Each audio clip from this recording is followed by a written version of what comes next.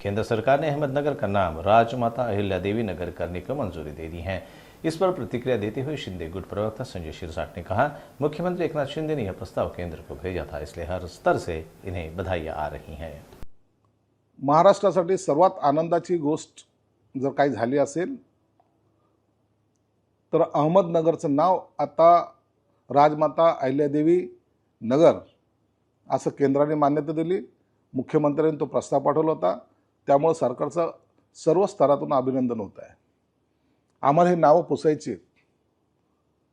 औरंगजेबाचं औरंगाबाद आम्ही पुसलं, संभाजीनगर केलं, छत्रपती संभाजीनगर।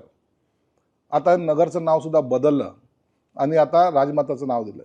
ज्या राजमाताने पूर्ण आयुष्य मंदिराचा जीर्णोद्धार असेल, समाजाची सेवा असेल, विधवा झाल्यानंतर केलेलं अति मोठं काम हे महाराष्ट्राची जनता जाणून आहे आणि त्याची जाणीव आज या महायुतीच्या सरकारने ठेवून आज नाव या शहराला, ज्या जिल्ह्याला दिलंय, मला वाटतं यासारखी आनंदाची दुसरी घटना नाही।